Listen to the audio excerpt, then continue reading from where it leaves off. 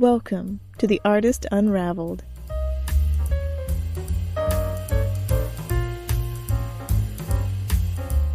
I'm Ilana, your host on this endeavor into creativity and the artist's experience. Together, we'll embark on a journey to unwind the stories behind the artist and shed light on all things creative, from the delicate brushstrokes of a painter's brush to the moving notes of a musician's melody. We explore the intricate tapestry of artistic expression. We will uncover passion, process, and the doodles that define the creative soul. Hello everyone, I hope you're well. Welcome to episode 1 of The Artist Unraveled. I'll be showing you how I view the art world. I'll be talking about creativity and what it means to be an artist. Is it just relegated to painting and music? Or is there more? I will also touch on the expectations that have been placed on artists and how that affects their art and even themselves. And lastly, what my personal experience has been in the creative space. So let's put on the fire, get cozy, and talk about art. I think artists and their work can be held as a shining peak in a society, or the epitome of its shame. Everything has a message and a place, even if it is in the trash. Today, we can put the gorgeous statues carved out by Michelangelo next to a banana taped to a wall, and both are called art. So, what does it even mean to be an artist? Well, I feel like that's an evolving question. In a sense, it will mean something different to each person, and even within one person's lifetime, they may change their outlook. I think an artist can be many things. The artist captures their lived experiences, their rallying message, and the subtle way the sun lays on your eyelashes on a gentle autumn day. They emphasize the quiet whispers that go unsaid and capture feelings in their rawest form. They leave a part of themselves in every creation. But I think most of all, it's human in all its messy and glorious ways. An artist is someone who creates with an intent to express. Now, there are many different art forms. Many are quite unconventional. In art, once you know the rules, that is when you can break them. I think the beauty of art is in its diversity. No one has to like or be good at every form of art. The artist is not locked into a specific medium or style. Really, you can do whatever you want. You want to paint with a mop? Sure, you can do that if you want. Someone will hang it on their wall. If you want to make an ice sculpture, I'm sure some kid will lick it. If you want to show your love for the Beatles with interpretive dance, I'm sure you'll find some audience to hold hostage to watch you. When everything can be art, make good art. There is no greater compliment than an artist choosing you as their muse. In whatever medium they choose, their art is to express. Now I know for me, I only care about the pictures, but it seems like everyone else still reads the words. Even if you see the valley outside the window, the frame is still there. And so, the crushing weight of expected success chokes out happiness. We grew up with the idea that if you're gonna do something, you do it right. You do it perfect. So many people I meet say they don't draw or paint because they're bad at it. Well, so am I. But that's never stopped me. If we never try, nothing happens, and nothing improves. Don't expect to be the next Michelangelo the moment you pick up the brush. Just expect the worst, and you'll rarely be disappointed. The only place to go from rock bottom is up, so don't worry yourself too much. But I do understand that we want others to like our art, and many want to make art a career.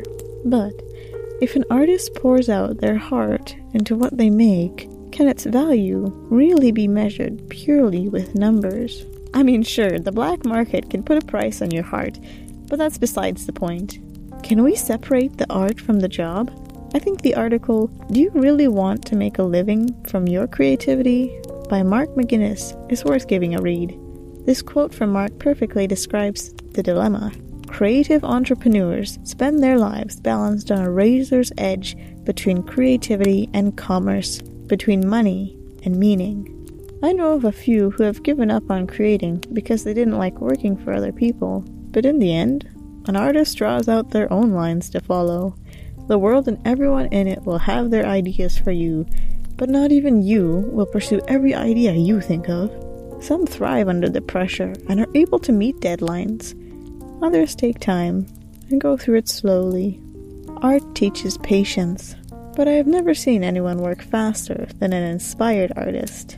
The need to create, whether an internal or external drive, can be beneficial for the art because it gets you creating.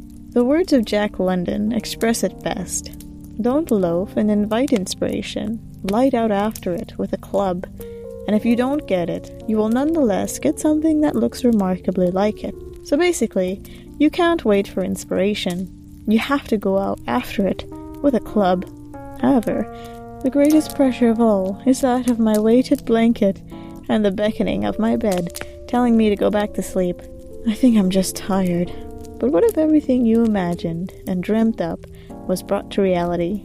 From dreams to doodles, I'll be giving you a bit of insight on myself next, as someone who's always up in her head. I think in today's world we still place a big emphasis on stability, especially in the choice of career we have. I've kind of went through what I feel about creativity and what expectations and challenges I saw for being an artist. I think that's what kept me on the edge, not willing to jump just yet. And most parents would rather send their child off to be an accountant than an actor. I couldn't help but try to appeal to both sides, to fill the cup that desires stability and the one that just really wants to make art. I didn't have enough water to fill them both to the top. I couldn't live with the idea that I would spend most of my days at a job that I couldn't love. But if I didn't have a job, I wouldn't live. I think balance is one of the most difficult things to achieve in life. My solution was to do both. But while having a part-time job and going to school for video production can be challenging at times, I find it quite rewarding. Having a safety net may not always work out in every situation, but what I can say for the budding creative is to search for your happiness and make room for it. It doesn't have to be big, just enough that it's there.